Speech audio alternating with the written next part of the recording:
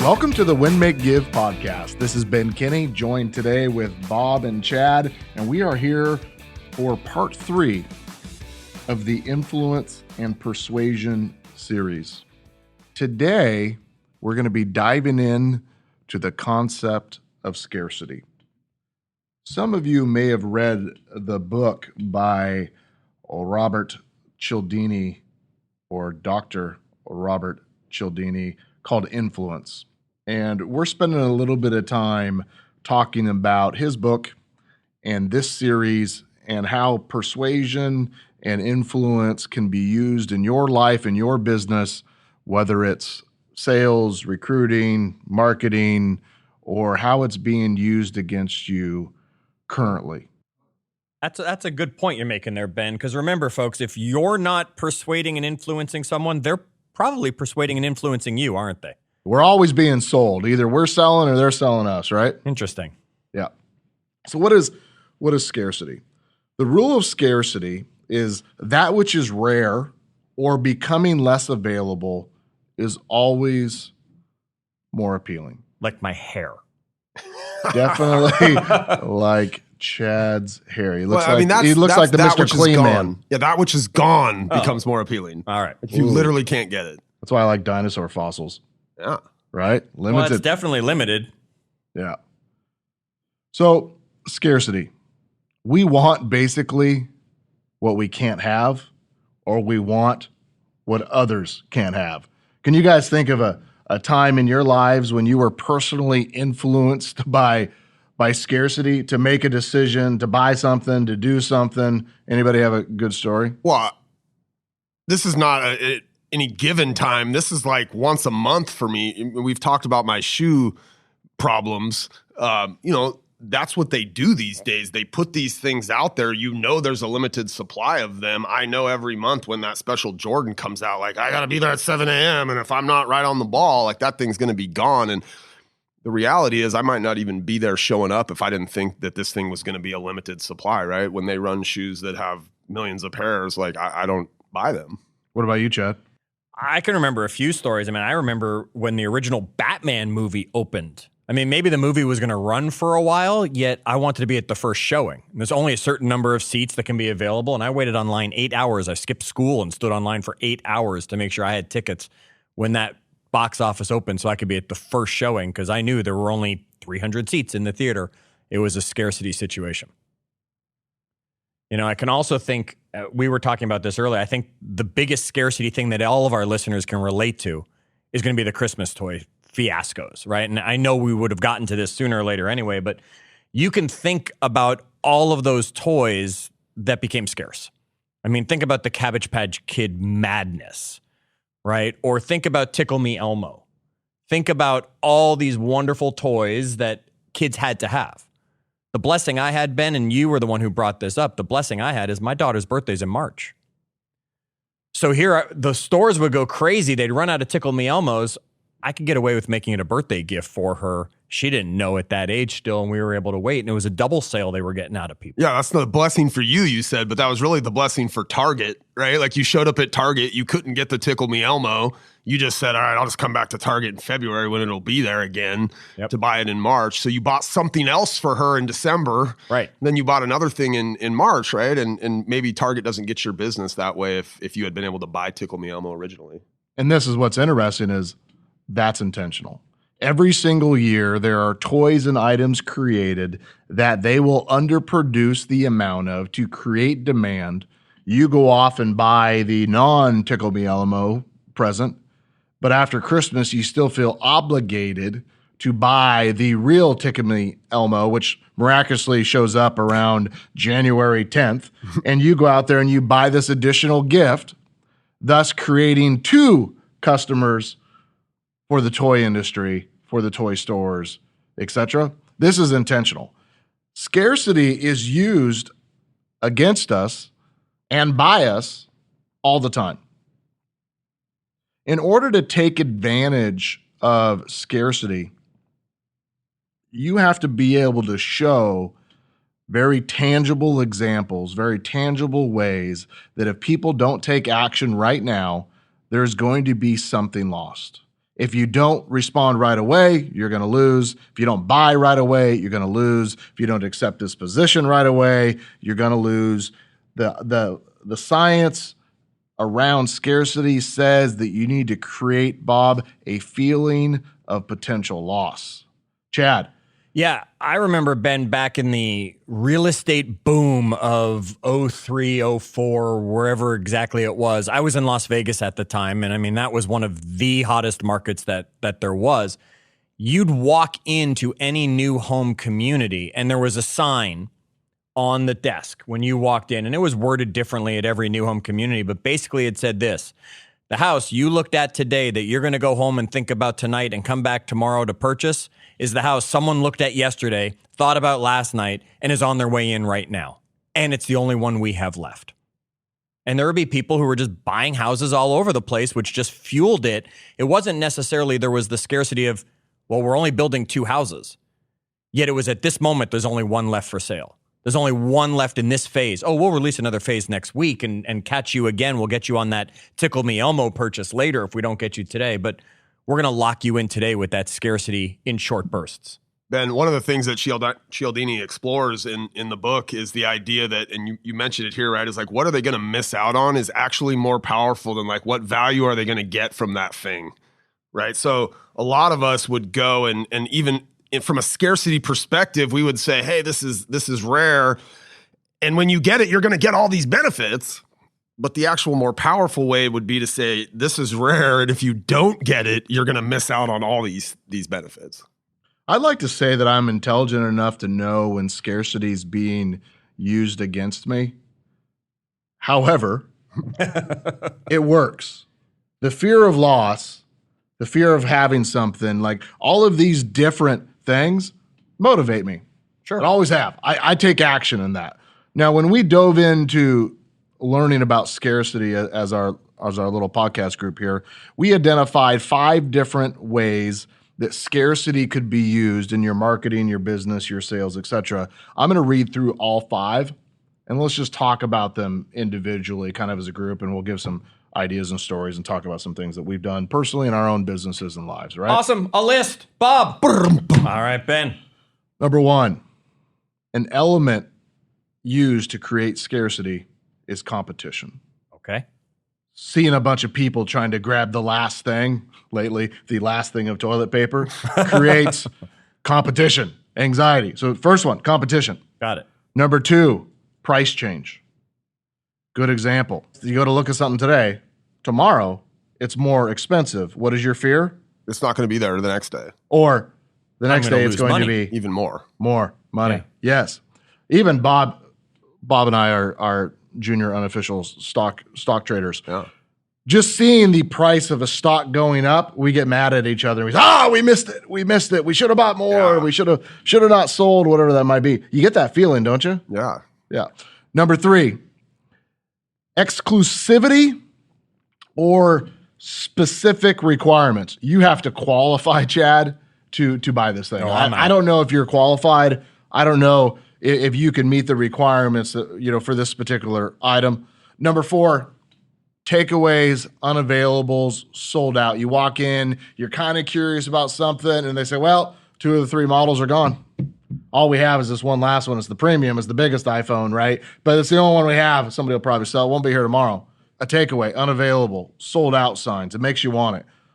5, increasing visible demand. Bob, the club, Bob was a clubber, ladies and gentlemen. Like when he was 21 years old, right? He was doing curls for the girls, and he was going to the club, and he saw a line out there, and he thought to himself, I have to get in to this place. Look at that line. And when you got in, what'd you find? Nobody in there. Nothing. It was empty. It was artificially created for demand. So we're going to talk about these and give some examples of what we've done in our own lives, businesses, or what we've observed from other companies, businesses, and so on, and talk about using scarcity in our world. One of you guys gets to decide which one we're going with first and what the story is. I'll start with competition.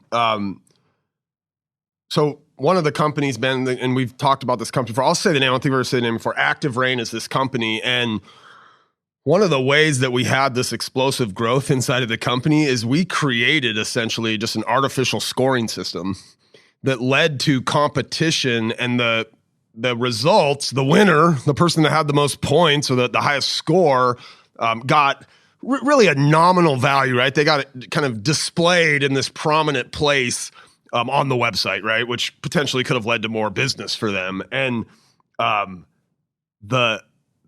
that idea that somebody could live in that spot and it was based on these points created the most like bizarre behavior I've ever seen, right? Where you've got grown adults, business people who are like needed their 100 points that they didn't get because they logged in that day or whatever. So this idea of like putting people and pitting them against each other for this one kind of coveted, scarce spot just led to this behavior. We could literally take that audience, and you're, intimately familiar with this, Ben, but we could take that audience and persuade them to do certain things that were in their best interest and ours, right? Create certain types of content that would drive visitors to the website.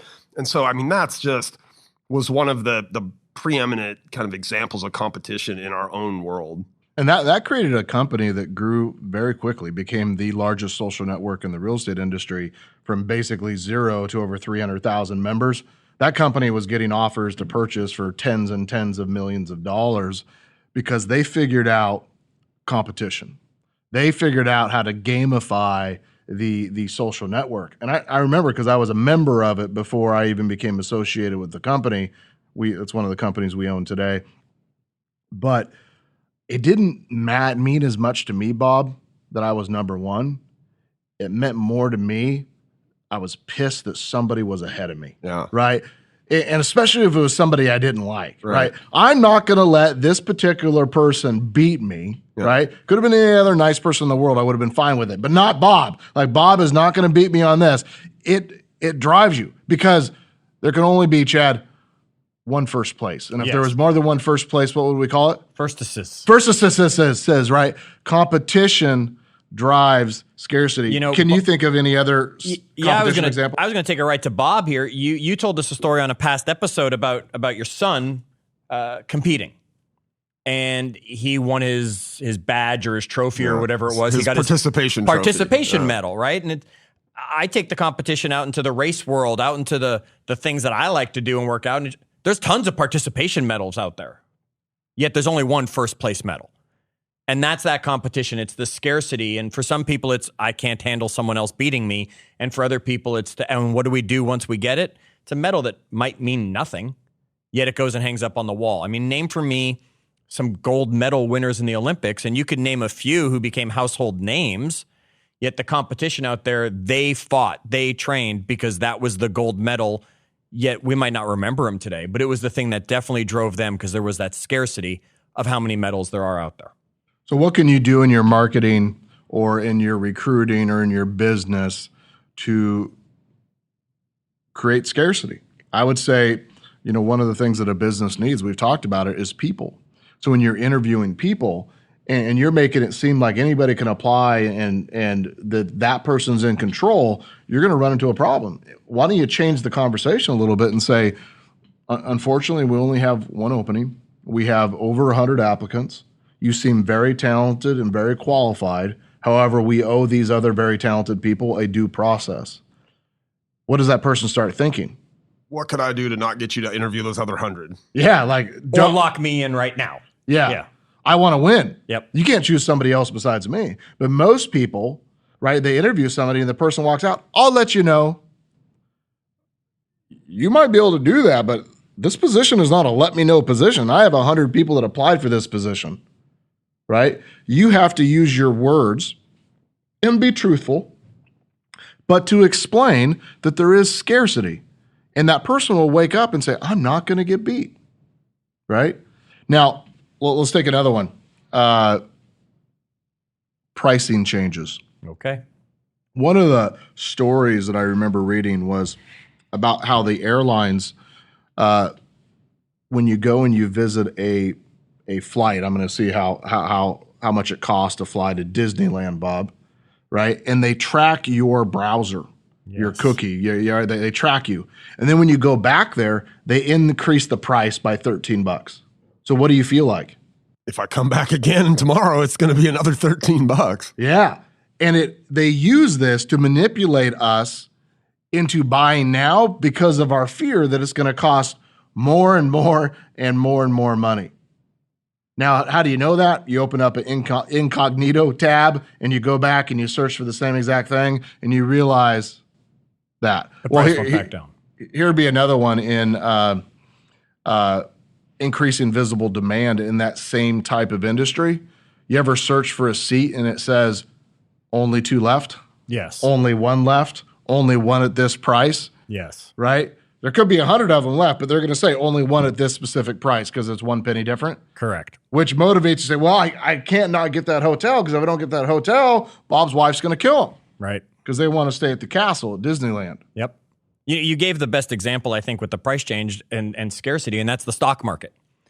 How we look at that price changing. How many times have we looked at a stock? I mean, even today we were having a conversation and Bob was telling us about a stock. And I said, oh, I'm going to pick up a share. He said, oh, don't bother now. I mean, now it's already made its money. I mean, how many of us won't buy stock in Apple or Tesla because of what we already figure we've missed out? We missed because of that price change, the opportunity. Yet who knows what's still to come from these things. The price changes on those daily, hourly, minutely. Can you say minutely? Is minutely a thing? I don't know if that's a word. All right. Well, it is. Costco has a whole strategy around this, right, Chad? So when you walk into a Costco, the last 2 digits in anything in terms of how it's priced tell you something about that product. So if it's priced with 99 cents, that tells you there's some kind of a manufacturer rebate on that thing. If it's priced at 88 cents, so it's $4.88, that tells you that thing is out of production. They're not going to have it in Costco's anymore, and that's your last chance to grab that thing, right? So you know that, like, if you're thinking about getting that thing and it's got 488 on it, when you come into Costco next week, it's not going to be there. Or if it's got an asterisk. The asterisk means we are not reordering this product. So, folks, we just gave you a tip. When you go into Costco and you see something you want, if there's an asterisk listed by the price, or it's at that 88 cents, or right at the 00, buy as many of them as you can because you're not going to find it the next time you go back to Costco. You know, price changes are used in the real estate industry all the time. Agents will underprice a property to get a lot of activity, right? To bid it up and sell for over. Or they'll do a dramatic price reduction. And all of a sudden you look at it and you're like, oh, I'm interested now. There's lots of ways that pricing changing can be used to us and around us. Can you guys think of any other examples from this list of 5? Oh, I mean, there's tons of them, Ben. I mean, if you look at the sold out, the takeaway, the unavailable situation. I mean, we can go back to the gas shortage that happened in the late 70s. I mean, most people on the podcast, probably half our audience are like, what? I don't remember, right? But the gas shortage where you had to go to the gas station based on the day of your license plate, the number at the end of it told you what day you could go get gas because it was unavailable. It was sold out. There's the great story about the Concorde, right? That they even talk about right in the book. Nobody wanted to fly in the Concorde because it was so expensive, right? And then when they said, hey, the Concorde's going offline in the next 30 days, we're no longer going to have Concorde half the flights. They were two a day, and they went down to 1 a day. And then all of a sudden, tickets sold like Everybody that because that. It was a last chance to get on the Concorde and go for a flight. Nobody wanted to miss that opportunity. I remember when they announced that they may not be allowing people to go see Machu Picchu, which is some ancient ruins in Peru. I thought, I got to get there because I'm going to miss my chance. There's lots of ways that we are used. Bob, what else are you thinking? So this idea of like the takeaway unavailable sold out, I ranted about this in my Instagram stories the other day. For at least as it relates to retail, right? For all of humanity until the internet, if you walked into a store and that thing was gone, you didn't see that thing staring back at you. It was just gone, right? You would have never even known potentially that the store carried that thing, Chad. Okay. Right? Today on the internet, you go to that website to get that thing and it's gone. What do you see? I see that it's not available. You see it there. Yeah. And you see it sold out. Yep. This is a total change. It's like a mind F, right? They're like, before, you just never thought about it again because you didn't even know it was gone because when you walked in the store, it wasn't there. I couldn't miss out on it. They didn't hang a picture of it there and be like, hey, sorry, Chad, if you would have been here yesterday, you could have got this thing. Right. But now we have to look at these things. So there's a sweatshirt that I wanted, right? And Facebook served me this stupid ad. They served me this ad, okay? And I click on it. All they have is an extra small. So I literally reach out to the company. It's the coolest sweatshirt. I'm like, hey, Todd Snyder. I'm like, are you guys going to restock this deal? And they said, yes, we're going to restock it, but it might be a month from now. It might be 6 months from now.